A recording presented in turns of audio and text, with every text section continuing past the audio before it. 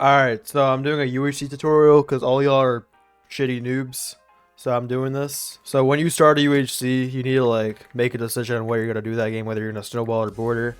Generally, snowballing is the better option because the more players you kill, the more stacked you're gonna be, and mining gives less stuff than killing players. So what you need for snowballing is at least a couple looks for enchants, probably like 2 to 5. Generally, you could always get more if you want to get more stacked. But and also you might need to kill some of these sheepies over here if you're playing Arctic UHC and kill them for some string. You could always do that when you go back up before you go to surface to snowball, but generally if you see sheep before you go down, you should always kill them. And also you also do need some wood.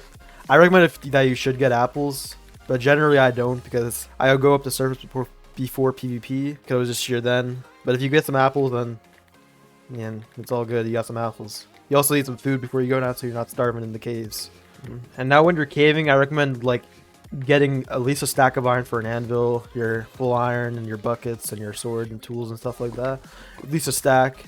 If it's strip iron, it's gonna be easier, but generally if you want to find diamonds, then the best Y level is like anything Y16 and below. And you also just around a Y, either Y10 or Y11. And also, if your cave goes anywhere above Y20, it's generally not a great idea to explore because it's probably better off to strip mine because of how many caves there are in Arctic.